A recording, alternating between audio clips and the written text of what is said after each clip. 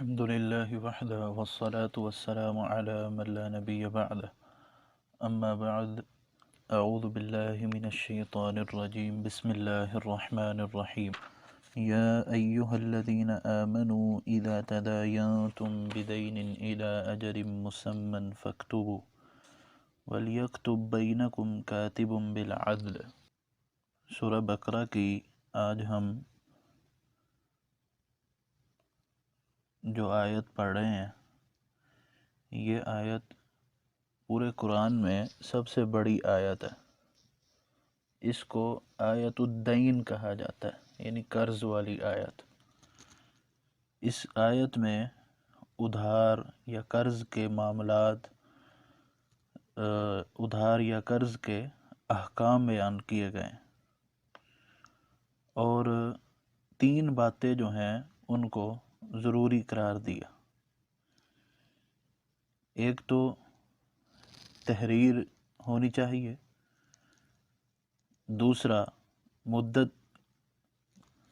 مدت کا تعین ہونا چاہیے، اور تیسرا گواہ بھی۔ یعنی جب بھی معاملہ ہو قرض کا تو اس میں ان 3 باتوں کا خیال رکھا جائے، اس کو لکھ لیا جائے، دوسرا ادائیگی کی مدت کا تعین ہو، اور تیسرا گواہ بھی موجود ہو۔ تو اس آیت کو ہم پڑھتے ہیں۔ فرمایا یا ایھا الذین آمنو، اے ایمان والو، اذا تداینتم، جب تم معاملہ کرو آپس میں، بدین، ساتھ قرض کے، یعنی جب تم کوئی قرض کا معاملہ کرو، الی اجل مسمى، تو ایک مقررہ وقت تک کرو، فاکتبوہ، پس لکھ رکھو اس کو،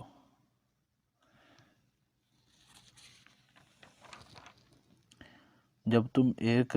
مقرر میعاد پر ادھار کا معاملہ کرو، اذا تداینتم بدین الی اجل مسمى، جب تم معاملہ کرو قرض کا، الی اجل مسمى، ایک مقرر وقت تک، اجل وقت، مسمى مقرر کیا گیا، فاکتبوا، تو اس کو لکھ لو، ولیکتب بینکم، چاہیے کہ لکھے تمہارے درمیان، کاتب، لکھنے والا، بالعدل، انصاف کے ساتھ، ولا یأب کاتب، اور نہ انکار کرے، یأب ولا یأب، اور نہ انکار کرے، کاتب، لکھنے والا، ان یکتب، کہ وہ لکھے، کما علمہ اللہ، جیسے اسے اللہ نے سکھایا، فلیکتب، تو اسے چاہیے کہ وہ لکھ دے۔ یعنی جب لکھنے والے کو اللہ نے لکھنا سکھا دیا ہے، تو جب اس سے لکھنا طلب کیا جائے تو وہ انکار نہ کرے، اسے چاہیے کہ وہ اس کو لکھے۔ وَلْيُمْلِلِ الَّذِي عَلَيْهِ الْحَقُّ، اور کہے وہ شخص، یعنی لکھوا دے وہ شخص جس کے اوپر حق ہے، علیہ الحق، جس پر حق ہے، یعنی جس پر قرض ہے۔ وَلْيَتَّقِ اللَّهَ رَبَّهُ، اور چاہیے کہ وہ اللہ سے ڈرے، ربہ، جو اس کا پروردگار ہے۔ وَلَا يَبْخَسْ مِنْهُ شَيْئًا، وَلَا يَبْخَسْ، اور نہ وہ کم کرے، منہ، اس سے، شیئاً، کچھ بھی۔ فَإِنْ كَانَ الَّذِي، فَإِنْ، تو اگر، کان، ہو، الَّذِي، وہ شخص، علیہ، جس پر، الحق، قرض ہے، سفیہاً، بے وقوف، او ضعیفاً، یا کمزور، او لا یستطیع، یا نہیں وہ طاقت رکھتا، ان یمل، یہ کہ وہ لکھوائے، ان یمل ہوا، فلیملل ولیہ بالعدل، وہ یہ لکھنے، ان یمل ہوا، یہ کہ نہیں وہ طاقت رکھتا کہ وہ لکھوائے، فلیملل، تو چاہیے کہ لکھوائے، ولیہ، اس کا ولی، یعنی جس نے قرض لیا اس کا ولی لکھوائے، بالعدل، انصاف کے ساتھ۔ واستشہدوا، اور شاہد کر لو، شہیدین، 2 گواہ، من رجالکم، مردوں سے، فإن لم یکونا، تو اگر نہ ہو، رجلین، 2 مرد، فرجل، تو 1 مرد، وامرأتان، اور 2 عورتیں، ممن، ان میں سے، ترضون، پسند کرتے ہو تم، من الشہداء، گواہوں سے، ان تضل، یعنی مرد 1 اور عورتیں 2 کیوں؟ اس وجہ سے، ان تضل، یہ کہ اگر بھول جائے، احداہما، ان 2 عورتوں میں سے ایک، فتذکر احداہما الاخری، تو پس یاد دلائے ایک الاخری دوسری کو، ولا یأبی الشہداء، اور نہ انکار کریں گواہ کس چیز سے، اذا ما دعوا، جب وہ بلائے جائیں، یعنی جب گواہوں کو بلایا جاتا ہے تو وہ پھر آنے سے انکار نہ کریں، مطلب جب بلایا گیا انہیں تو وہ آئیں گواہی دیں۔ ولا تسأموا، اور نہ تم سستی کرو، ان تکتبوہ، یہ کہ تم اس کو لکھو، یعنی یہ جو قرض کا معاہدہ ہوا ہے اس کو لکھنے میں سستی نہ کرو، ان تکتبوہ صغیرا او کبیرا الی اجلہ، یہ کہ تم لکھو صغیراً چھوٹا معاملہ، او کبیراً یا بڑا معاملہ، الی اجلہ اس کے وقت تک۔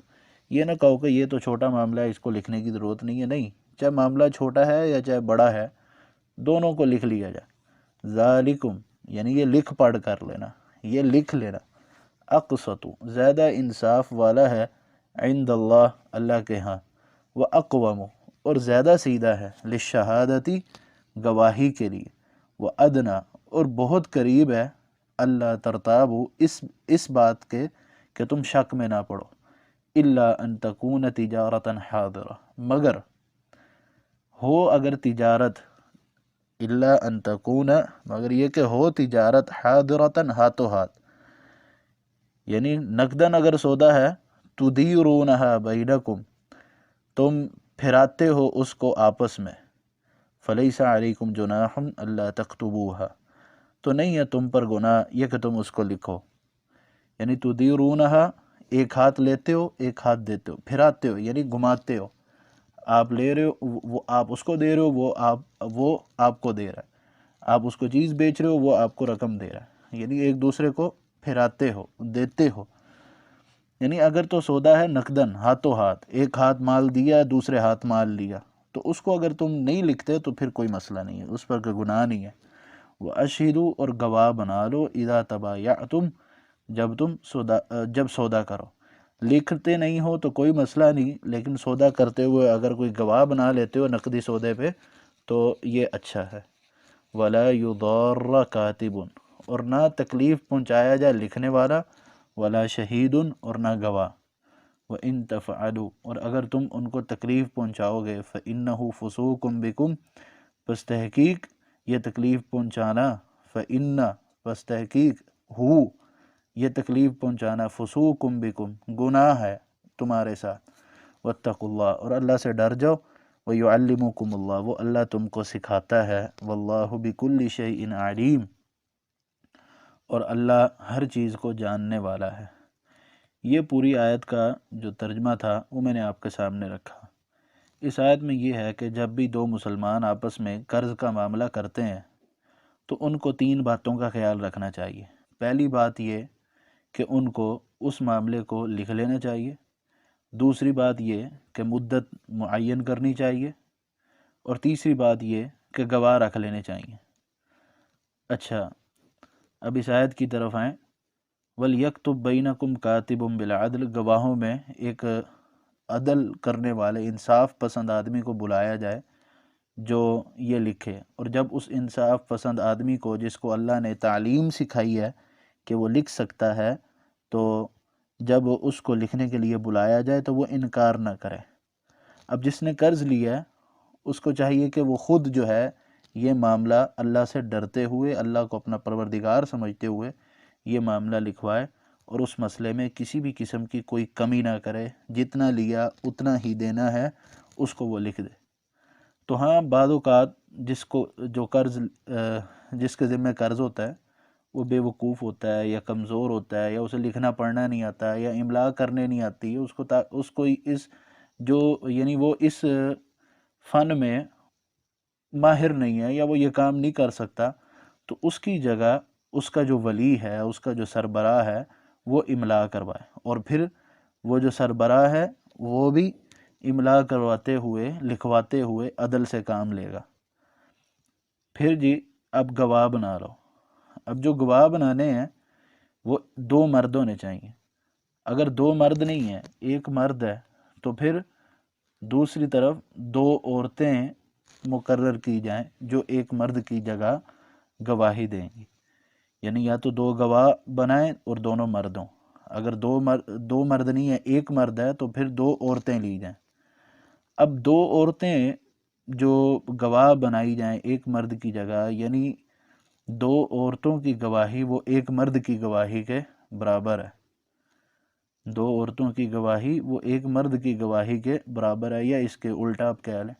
کہ ایک مرد کی گواہی وہ 2 عورتوں کے برابر ہے۔ تو بہرحال جو بات ہمیں سمجھ آ رہی ہے کہ 2 عورتوں کی جو گواہی ہے وہ ایک مرد کی گواہی کے برابر ہے۔ اب یہاں پر ہمارے ہاں جو حقوق نسواں کی جو تنظیمیں ہیں وہ اعتراض کرتے ہیں کہ یہ کیا مسئلہ ہے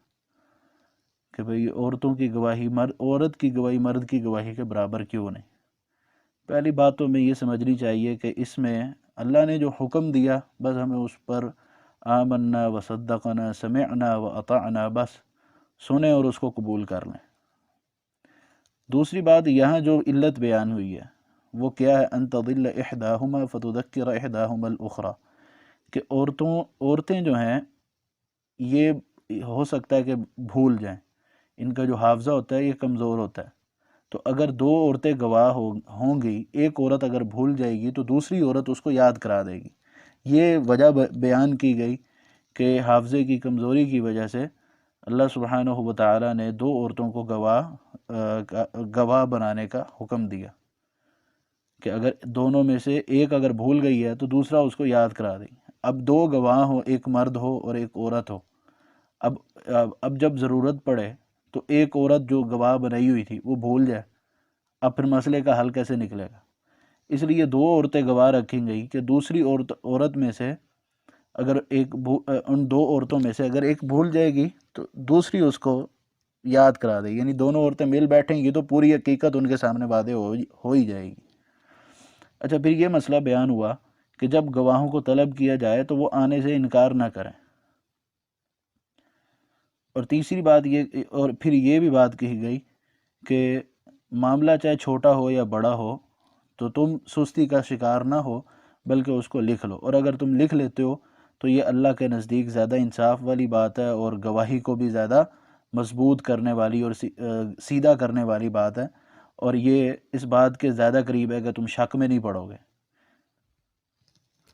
اب پھر یہ مسئلہ بیان ہوا کہ اگر تو تجارت ہے نقدن، لین دین، یعنی موقع پہ ہی ہاتھوں ہاتھ سودا ہو رہا ہے،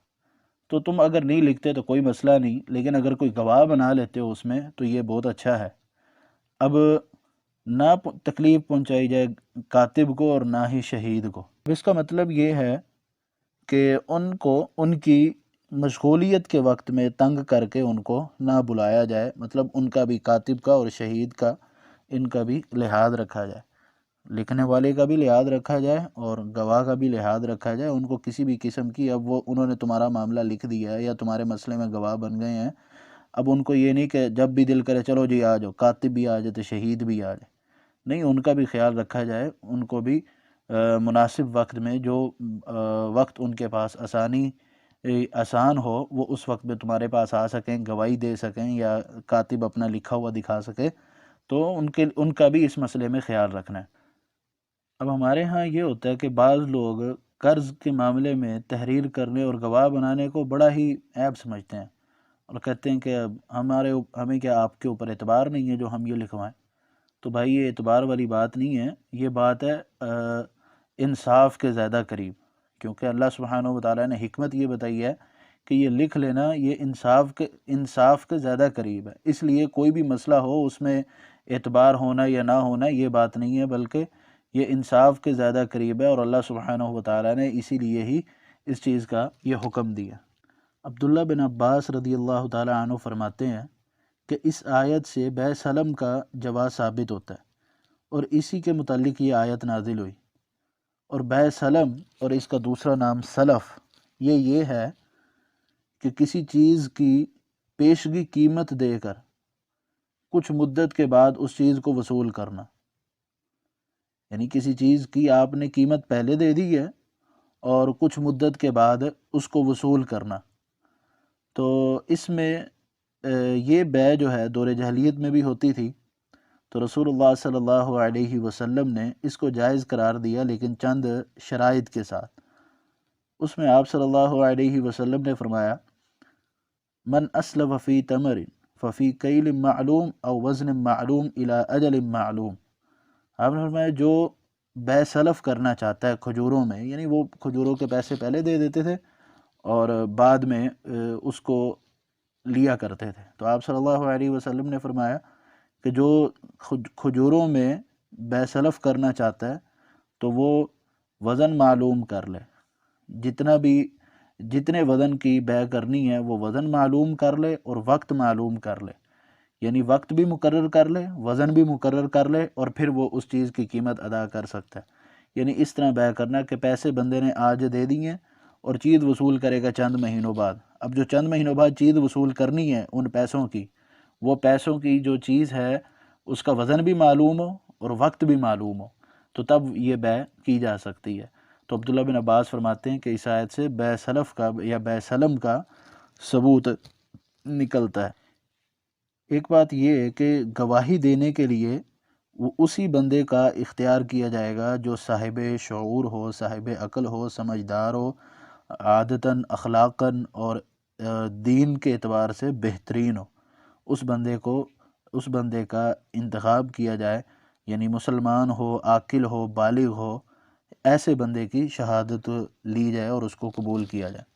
اس کے بعد اگلی آیت میں اللہ فرماتے ہیں ان کنتم علی سفر، اگر تم سفر میں ہو، ولم تجدوا کاتبا، اور تمہیں لکھنے والا نہ ملے، فرحان مقبوضہ، پس گروی ہے، مقبوضۃ قبضہ کی ہوئی، رکھی ہوئی، فإن أمن بعضکم بعضا، تو اگر امین جانے بعض تمہارا بعض کو، فلیؤد الذی، پس چاہیے یؤدی ادا کرے، الذی وہ شخص، اؤتمن جس کو امین جانا گیا، امانتہ اپنی امانت، ولیتق اللہ ربہ، اور وہ اللہ سے ڈر جائے اپنے جو اس کا پروردگار ہے، ولا تکتموا الشہادہ، اور تم گواہی کو مت چھپاؤ، ومن یکتمھا، جو اس گواہی کو چھپائے گا، فإنہ آثم قلبہ، تو پس تحقیق اس کا دل جو ہے وہ گناہ گار ہے، گناہ کرنے والا، واللہ بما تعملون علیم، اور جو تم عمل کرتے ہو اللہ اس کو جانتے ہیں۔ اب اس آیت میں یہ مسئلہ بیان کیا گیا کہ اگر تم سفر میں ہو اور کسی کے ساتھ قرض کا معاملہ کرتے ہو اور وہاں پر تمہارے پاس ادوات تحریر نہیں ہے، لکھنے کے لیے قلم نہیں ہے، کاغذ نہیں ہے، کوئی چیز نہیں ہے، تو ایسا بندہ نہیں ہے جو لکھ سکے، تو اب جس کو قرض دیا جا رہا ہے اس کو چاہیے کہ وہ اپنی کوئی چیز جو ہے اس کے پاس گروی رکھ دے، اس کے پاس اپنی چیز جو ہے گروی رکھ دے۔ اب یہاں آیت میں تو سفر کا ذکر کیا گیا کہ سفر میں اگر کوئی قرض لیتا ہے تو جو قرض لے رہا ہے وہ قرض دینے والے کے پاس کوئی چیز گروی رکھوا دے، تو یہ آیت میں تو صرف سفر کا حکم ہے، لیکن رسول اللہ صلی اللہ علیہ وسلم کے فعل سے یہ ثابت ہے کہ آپ نے حضر میں بھی ایک یہودی سے زرہ لی تھی، تو اس کے پاس ایک یہودی سے کچھ سامان لیا تھا، تو اس کے پاس اپنی زرہ آپ نے گروی رکھوائی تھی،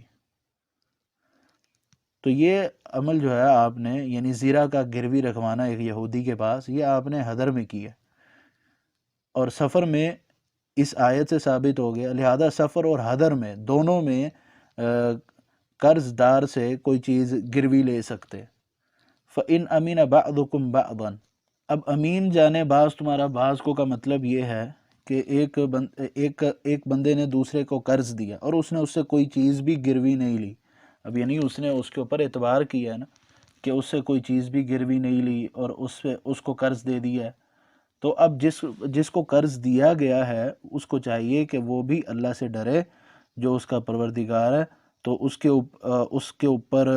اس کو امین جانا گیا، اس کو قرض دیا گیا، تو وہ اپنی اس امانت کو پورا کرے، اس امانت کو ادا کرے۔ وَلَا تَكْتُمُوا الشَّهَادَةَ، تم گواہی کو مت چھپاؤ، اور جو گواہی کو چھپاتا ہے اس کا دل گنہگار ہے۔ دل کو گنہگار کہا گیا، کیونکہ انسان کی خرابی میں سب سے پہلا جو کردار ہوتا ہے، یا اچھائی میں جو سب سے پہلا کردار ہوتا ہے وہ دل ہوتا ہے۔ دل اس چیز کی طرف، اچھے یا برے کی طرف آمادہ کرتا ہے،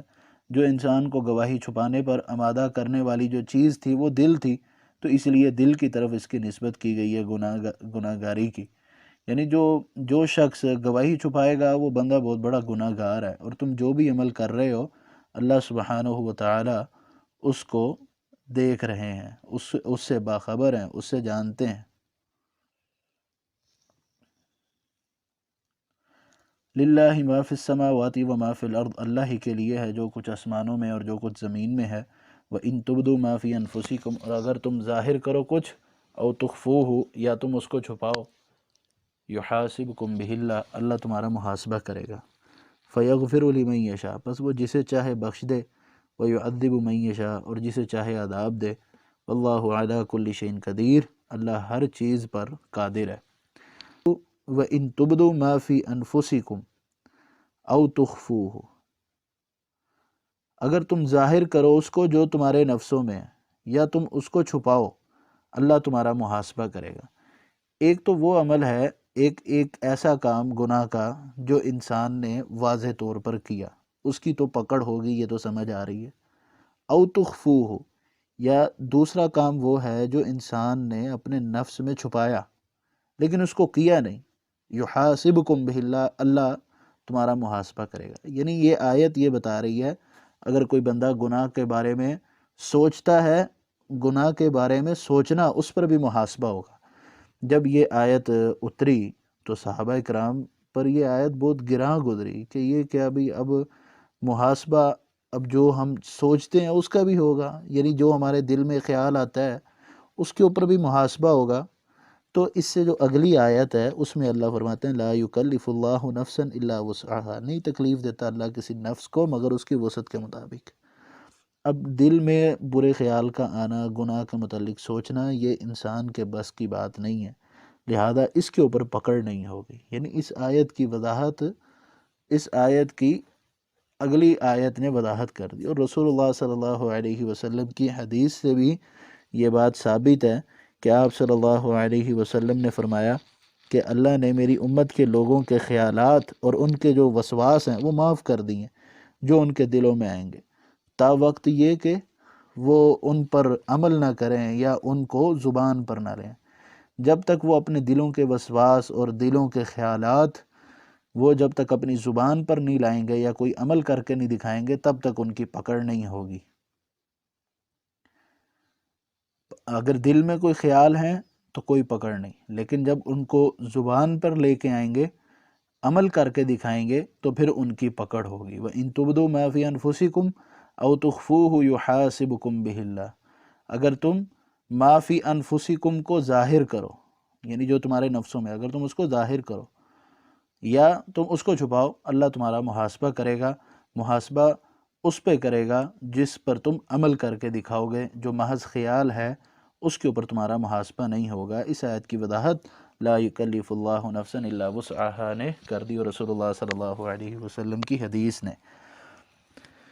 تو یہ جب آیت اتری تو صحابہ کرام جب پریشان ہوئے تو رسول اللہ صلی اللہ علیہ وسلم نے فرمایا کہ تم اہل کتاب کی طرح تھوڑی ہو، کیا تم بھی پہلے اہل کتاب کی طرح سمعنا و عصینا کہنا چاہتے ہو، کہ جس طرح انہوں نے کہا ہم نے سنا اور ہم نے نافرمانی کی؟ نہیں، تم یہ نہ کہو، بلکہ تم کہو سمعنا و اطعنا غفرانک ربنا و الیک المصیر، ہم نے سنا اور ہم نے اطاعت کی اور ہم اپنے رب سے بخشش طلب کرتے ہیں، اور ہمارے پروردگار، ہمارا جو لوٹنا ہے وہ آپ کی طرف ہی ہے۔ فرمایا آمن الرسول، ان صحابہ کو گھبرانے کی ضرورت نہیں ہے، رسول ایمان لایا، بما انزل الیہ، بما اس چیز پر جو اتارا گیا اس کی طرف، من ربی اس کے رب کی طرف سے، والمؤمنون اور مومنین بھی ایمان لائے، رسول اور مومنین ایمان لائے۔ رسول اس چیز پر ایمان لایا جو اس پر اس کے رب کی طرف سے اتارا گیا، اور مومنین بھی ایمان لائے۔ کل ہر ایک اللہ پر ایمان لایا، فرشتوں پر ایمان لایا، کتابوں پر ایمان لایا اور رسولوں پر ایمان لایا۔ لا نفرق بین احد من رسلی، ہم رسولوں میں سے کسی بھی رسول کے درمیان تفریق نہیں ڈالتے، ہم یعنی کسی بھی رسول کی شان میں گستاخی نہیں کرتے، توہین نہیں کرتے، ہم سب کو اللہ کا رسول سمجھتے ہیں۔ اور انہوں نے کہا ہم نے سنا، ہم نے مانا، ہم بخشش مانگتے ہیں، اے ہمارے پروردگار آپ ہی کی طرف ہماری واپسی ہے۔ نہیں تکلیف دیتا اللہ کسی نفس کو مگر اس کی وسعت کے مطابق، اللہ کسی جان کو تکلیف اس کی طاقت کے مطابق دیتا ہے۔ لہا ما کسبت وعلیہا ما اکتسبت، اسی کے لیے ہے جو اس نے کمایا، وعلیہا اور اسی کے اوپر ہے جو اس نے کمایا، یعنی اگر اچھا کام کیا، جو اس نے اچھا کام کیا اس کا فائدہ بھی اسی کو، لہا ما کسبت، جو اس نے اچھا کام کیا اس کا فائدہ بھی اسی کو ہوگا، وعلیہا ما اکتسبت اور جو اس نے برا کام کیا اس کا نقصان بھی اسی کے اوپر ہی ہے۔ ربنا اے ہمارے پروردگار، لا تؤاخذنا تو ہماری پکڑ نہ کرنا، ان نسینا اگر ہم بھول جائیں، او اخطأنا اگر ہم نے غلطی کی، اے ہمارے پروردگار لا تحمل علینا اسرن ہمارے اوپر وہ بوجھ مت رکھ، لا تحمل نہ تو بوجھ رکھ علینا ہم پر، کما حملتہ علی الذین من قبلنا جیسا تو نے بوجھ رکھا ان لوگوں پر جو ہم سے پہلے تھے۔ اے ہمارے پروردگار لا تحمل علینا اسرا نہ رکھ ہم پر بوجھ جیسے تو نے بوجھ رکھا ان لوگوں پر جو ہم سے پہلے تھے۔ ربنا اے ہمارے پروردگار ولا تحملنا مت اٹھوا ہم سے ما لا طاقت لنا بہ جس کی ہمارے پاس طاقت نہیں ہے، واعف عنا ہمیں معاف کر دے، واغفر لنا ہمیں بخش دے، وارحمنا ہم پر رحم کر،